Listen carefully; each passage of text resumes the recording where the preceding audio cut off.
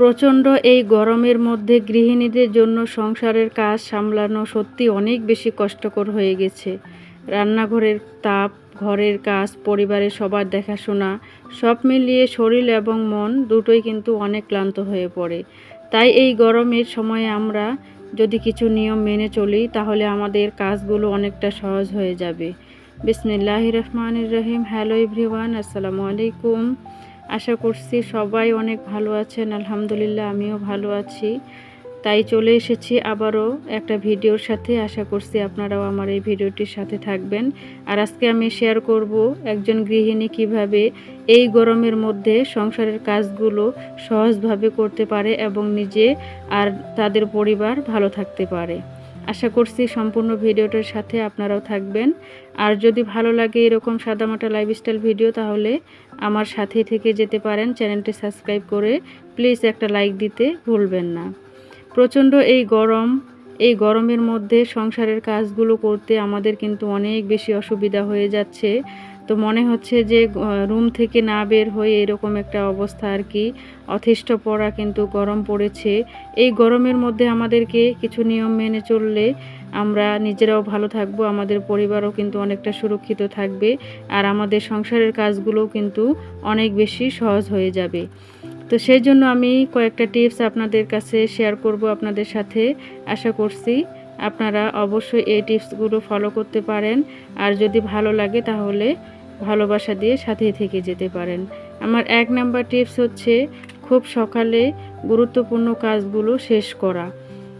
সকালের আবহাওয়া কিন্তু তুলনামূলকভাবে অনেকটা ঠান্ডা থাকে। সেই সময় যদি আমরা রান্নাটা করে নিই, ঘর গুছিয়ে নিই, কাপড় ধোয়া বা অন্যান্য যে ভারী কাজগুলো আছে সেই কাজগুলো যদি আমরা করে নিই তাহলে কিন্তু আমাদের জন্য অনেক বেশি সুবিধা হয়, তাই না? 2 নাম্বার টিপস হচ্ছে পানি পান করা। কাজের ব্যস্ততায় অনেক সময় আমরা কিন্তু পানি খেতে ভুলে যাই, কিন্তু এই গরমের মধ্যে শরীর থেকে অনেক পরিমাণে কিন্তু পানি বের হয়ে যায়। তাই নিয়মিত পানি, লেবুর শরবত, ডাবের পানি এবং অন্যান্য স্বাস্থ্যকর যে পানি আছে সেগুলো কিন্তু পান করা অনেক বেশি জরুরি। হালকা এবং পুষ্টিকর খাবার খাওয়া। অতিরিক্ত তেল মশলাযুক্ত খাবার আমাদের অবশ্যই এড়িয়ে চলা উচিত। অতিরিক্ত মশলাযুক্ত বা তেলযুক্ত খাবার শরীরকে কিন্তু অনেক বেশি ক্লান্ত করে ফেলে। ফলমূল, শাকসবজি এবং হালকা খাবার শরীরকে অনেক বেশি সতেজ রাখে। 4 নাম্বার টিপস হচ্ছে কাজ ভাগ করে নেওয়া। সব কাজ একসাথে না করে ধাপে ধাপে কাজ করা উচিত। পরিবারের সদস্যরা যারা আছে তারা যদি আমাদেরকে সাহায্য করতে চায় তাদেরকে অবশ্যই কিছু কিছু কাজ ভাগ করে দেওয়া উচিত। তাহলে গৃহিণীদের অনেকটা সহজ হয়ে যায়, তাই না? 5 নাম্বার টিপস হচ্ছে ঘর ঠান্ডা রাখার চেষ্টা করা। জানালা খুলে বাতাস চলাচলের ব্যবস্থা করা, পর্দা ব্যবহার করা এবং সম্ভব হলে ফ্যানের নিচে কিছুটা সময় বিশ্রাম বা আরাম করা। আমার 6 নাম্বার টিপস হচ্ছে আরামদায়ক পোশাক পরিধান করা। সুতি এবং ঢিলেঢালা পোশাক গরমে অনেক স্বস্তি দেয় এবং কাজ করতেও অনেক বেশি সহজ আর স্বাচ্ছন্দ্য বোধ হয়। 7 নাম্বার টিপস হচ্ছে নিজের জন্য সময় রাখা। সংসারের কাজের পাশাপাশি নিজের শরীর ও মনের যত্ন নেওয়া অনেক বেশি গুরুত্বপূর্ণ। দিনের মধ্যে কিছু সময় বিশ্রাম নেওয়া অনেক বেশি প্রয়োজন। পছন্দের কিছু কাজ করা, একটু শান্তভাবে বসে থাকা। মনে রাখা উচিত একজন গৃহিণী সুস্থ থাকলে তার পুরো পরিবারটাই ভালো থাকবে। তাই পরিবারের যত্ন নেওয়ার পাশাপাশি নিজের যত্ন নেওয়াটা অনেক বেশি গুরুত্বপূর্ণ। প্রচণ্ড এই গরমের কাজের পাশাপাশি পর্যাপ্ত পরিমাণে বিশ্রাম, পানি পান করা এবং স্বাস্থ্যকর খাবারের দিকে বিশেষভাবে নজর দেওয়া আমাদের প্রত্যেকটা গৃহিণীরই অনেক বেশি জরুরি। এতে করে সংসারের কাজ সুন্দরভাবে হবে আর শরীর এবং মন দুটোই কিন্তু ভালো থাকবে। আমাদের এলাকাতে কিন্তু অনেক পরিমাণে গরম পড়েছে। আমি জানি না যে আপনাদের এলাকাতে কীরকম।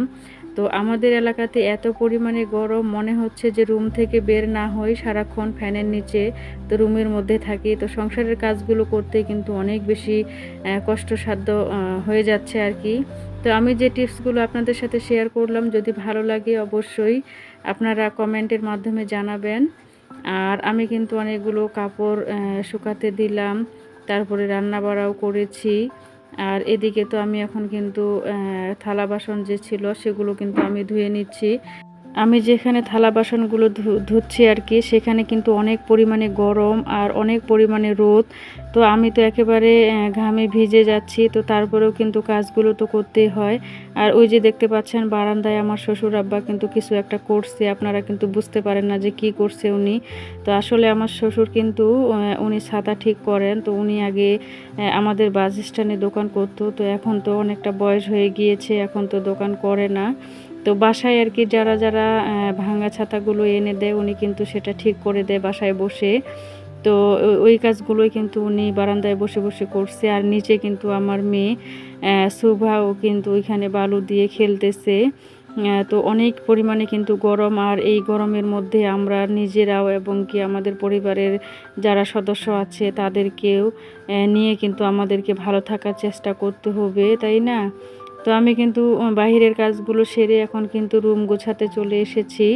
তো আমি কিন্তু প্রত্যেকটা কাজ আমার সংসারের কাজগুলো যে আছে সেই কাজগুলো কিন্তু আমি স্টেপ বাই স্টেপ করে থাকি। তো বাহিরের কাজগুলো সেরে এখন কিন্তু আমি বিছানাটা গুছিয়ে নিলাম, নেওয়ার পরে এখন কিন্তু আমি রুমটাকে ভালোভাবে ঝেড়ে নেব। আসলে ঈদের কয়েকদিন এলোমেলোভাবে দিনগুলো গিয়েছে আর কি। তো আজকে মনে হচ্ছে যে আবার সেই আগের রুটিনে ফিরে এসেছি, আবার আগের মতো কাজ করতেছি।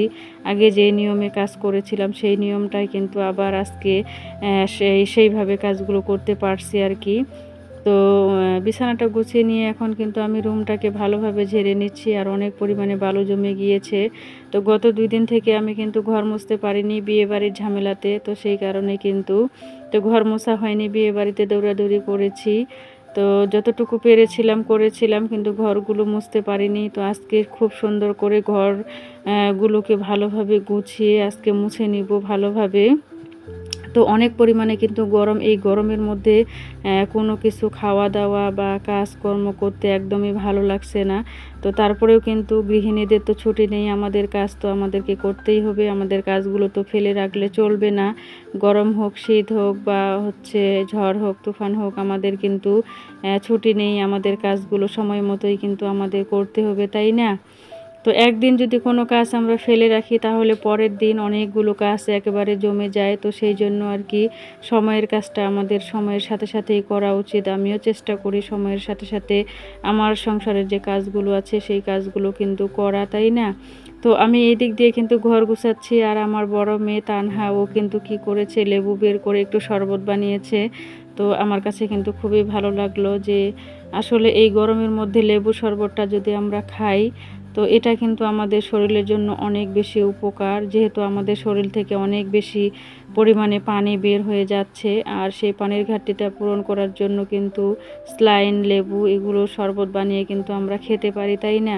তো অতিরিক্ত গরমের মধ্যে আমাদেরকে পানিটা বেশি বেশি খেতে হবে। তো আজকের আমার এই ভিডিওটা আপনাদের কাছে কেমন লাগলো অবশ্যই জানাবেন। যারা ভিডিওটির শেষ অংশে আপনারা আছেন, আপনাদেরকে অসংখ্য ধন্যবাদ জানাই। আপনাদের কাছে ভিডিওটা কেমন লাগলো জানাবেন। আর এইরকম সাদামাটা লাইফস্টাইল ভিডিও যদি দেখতে পছন্দ করেন অবশ্যই পাশে থেকে যেতে পারেন চ্যানেলটি সাবস্ক্রাইব করে। তো আজকের মতো আমার এই ভিডিও থেকে আমি বিদায় নিব। তো দেখা হবে অন্য একটা ভিডিওর সাথে। সবাই ভালো থাকবেন, সুস্থ থাকবেন, আর আমার জন্য দোয়া করবেন। আল্লাহ হাফেজ, আসসালামু আলাইকুম।